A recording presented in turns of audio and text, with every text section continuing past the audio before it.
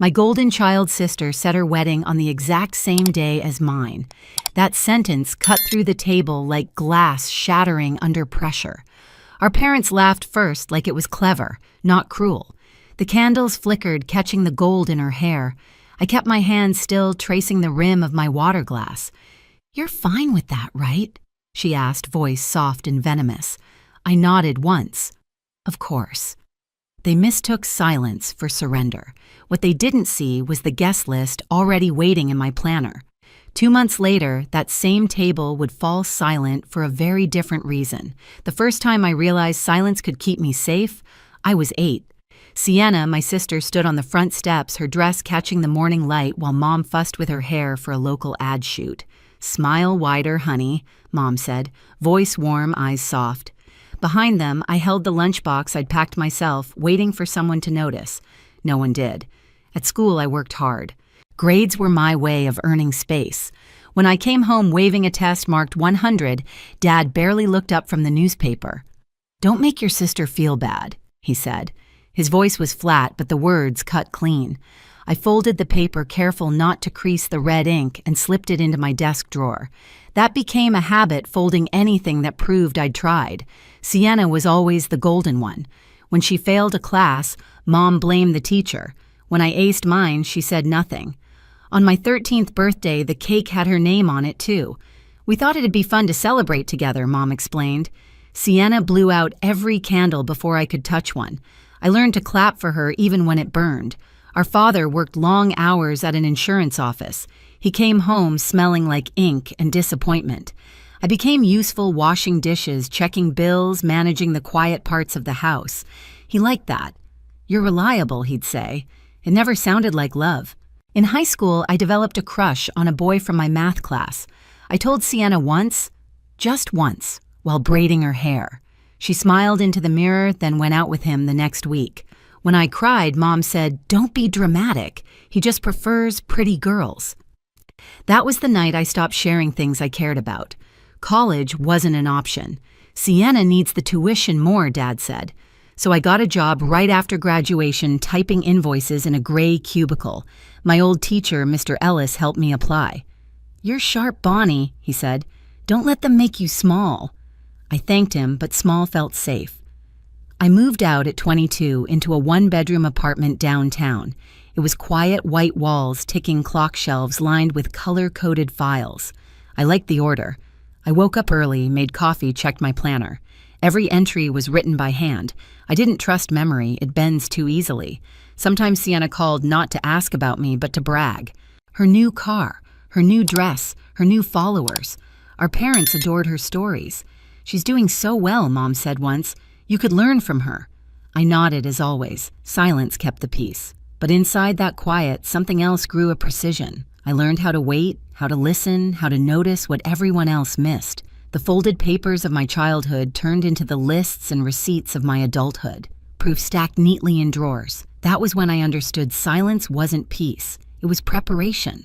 The call came on a Tuesday night. Rain tapped against the window while I updated the guest list on my planner. The screen lit up Sienna. I almost didn't answer. "Hey," she said, her tone too bright. "So, funny thing, my wedding date just got confirmed. It's the same day as yours." For a second, all I heard was the clock. "The same day," I repeated. "Yeah. But you're doing something small anyway, right? Just family." She laughed lightly. "Our relatives will be at mine, obviously. I mean, it makes sense."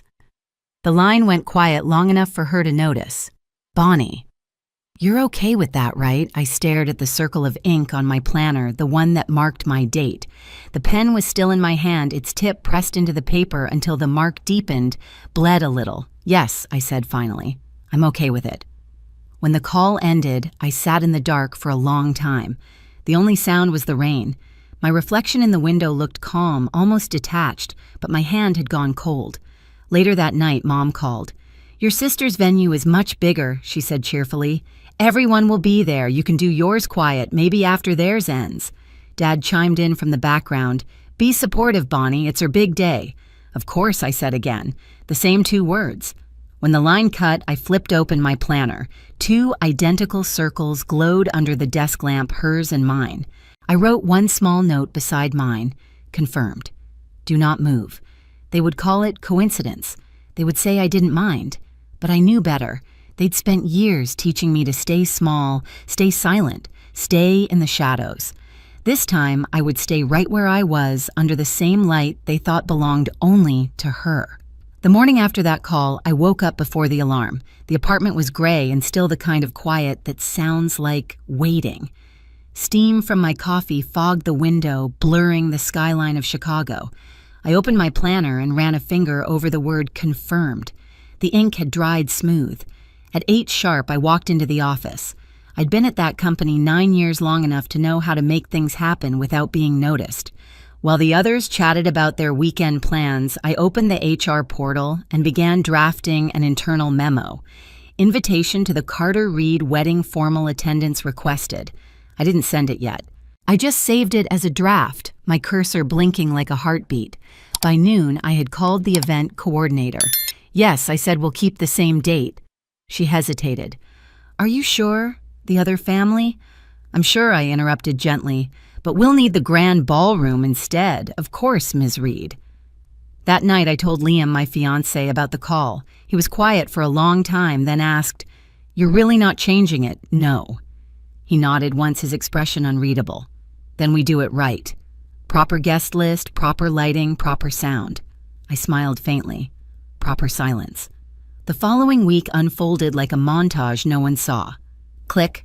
The sound of my keyboard as I finalized the HR email. Swipe. The pen marking each confirmed RSVP from executives and department heads. Print. The stack of envelopes sealed with gold wax. Check. Payments cleared for the ballroom, catering, and live music. Every task felt exact. Deliberate. The rhythm, steady and cold. Silence, I realized, was not absence. It was control. Mom called again midway through the week. Your sister's reception is going to be beautiful, she said. You'll come by to help set up, won't you? I looked at the file of invoices beside me. I'll be busy that day, I said. Busy? But it's her wedding, yes, I said softly. It is. She didn't notice the difference in my tone. She never did. At night, I'd spread everything on the dining table, the seating chart, the printed guest list, the timeline for the ceremony. Liam sat across from me, reviewing details. You're sure this isn't too much? He asked once. Not enough, I replied. He smiled slow and proud. Then let's make it perfect. We visited the venue together a week later. The grand ballroom stretched wide and luminous chandeliers scattering light like ice. It's elegant, I told the manager, but keep it understated. Yes, ma'am.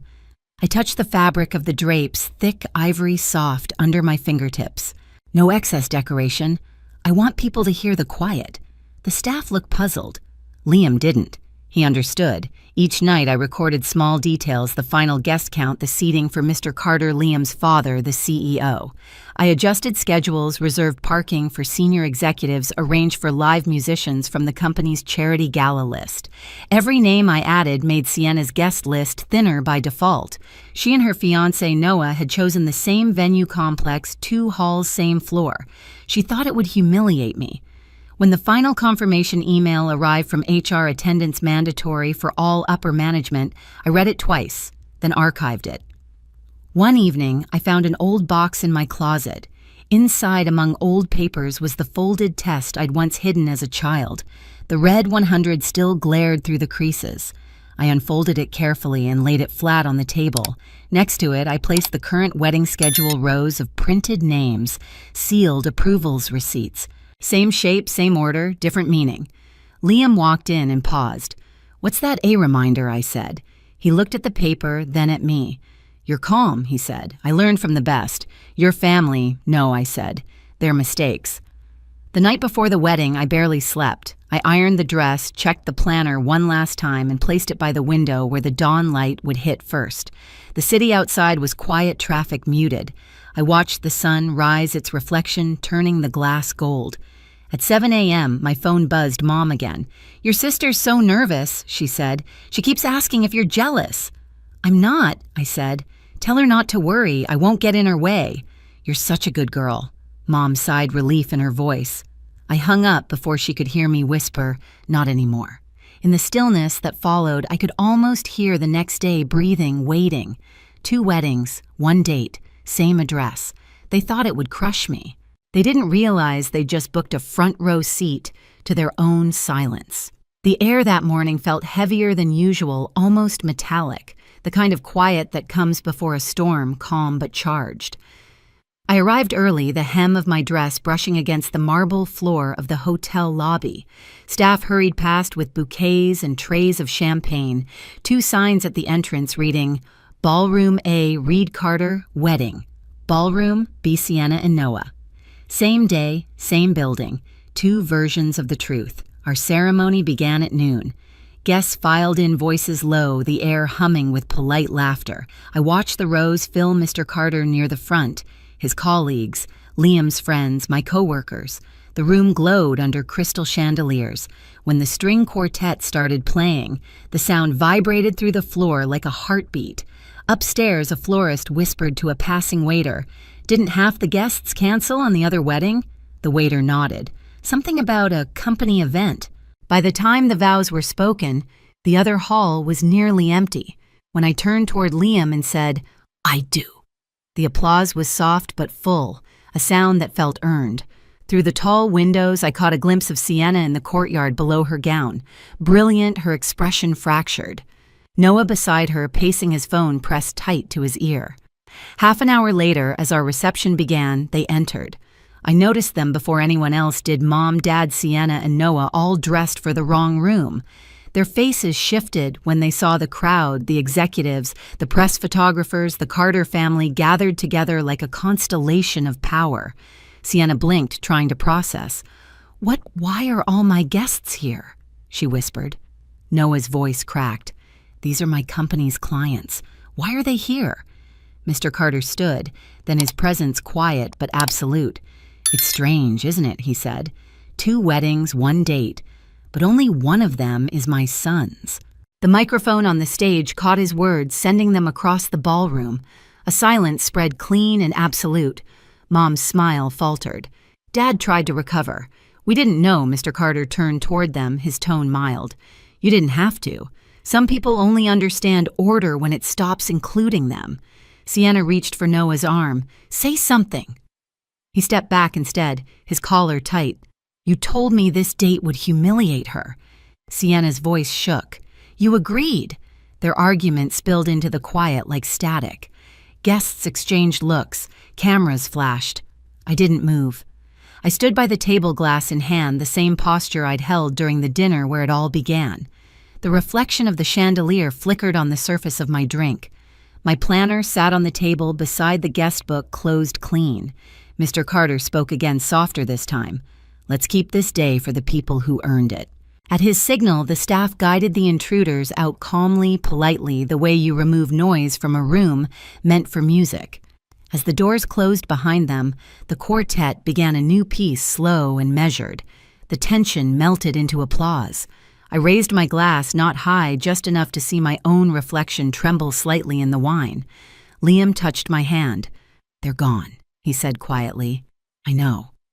Across the hall, I caught the faint echo of another door slamming, ballroom B most likely. Someone shouting, then nothing. The sound dissolved into the music, into the soft hum of conversation. "They came to see me fail," I said under my breath. Instead, they saw what silence can build. Liam smiled, small and steady, and destroy.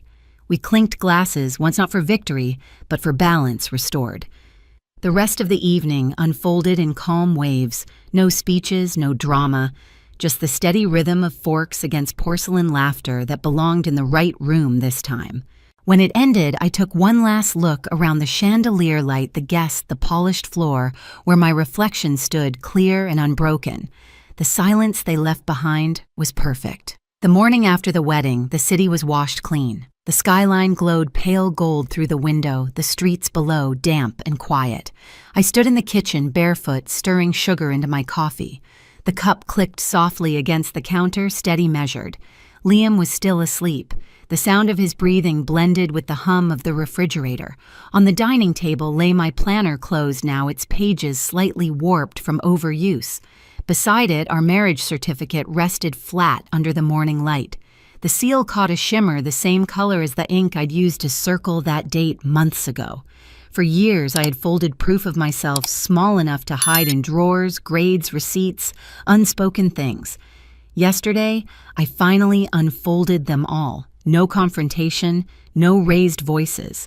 Just a quiet line drawn straight through everything that used to hurt. I thought of Sienna. Maybe she woke to silence, too. An empty inbox, an unanswered call, the sound of her own reflection cracking. Maybe our parents sat in their house still trying to understand the moment the room stopped clapping for them. I didn't feel joy imagining it, just distance. The kettle whistled softly. I turned it off before it grew loud. Liam entered, hair mussed, eyes half open. "Morning," he said. "Morning," I replied. He leaned against the counter. "You okay?" I nodded. Yes, finally. We didn't talk about the wedding. We didn't need to. It had already done what it needed to end something old, begin something quiet. When he left for work, the apartment settled into a calm rhythm again. I opened the window slightly. The air smelled like rain and bakery bread from the shop downstairs. Somewhere far off, a train moved through the city, its horn low and fading. I sat at the table, opened my planner one last time, and drew a clean line under the final entry, "Reed Carter Wedding Completed." Then I closed it and placed it beside the certificate. The light shifted across both papers, merging them into one soft reflection. Silence this time didn't mean absence. It meant ownership. In families like mine, power doesn't shout, it withdraws. And when it does, the room finally learns what silence sounds like. It isn't empty. It's earned. It's the sound of boundaries settling into place of peace, finding its own volume after years of being spoken over. If this story stayed with you, stay for the next one. Every silence hides a reckoning. Every reckoning starts with one quiet act of courage. Subscribe, keep listening, and let's uncover how calm can become the loudest justice of all. New stories each week where revenge speaks softly.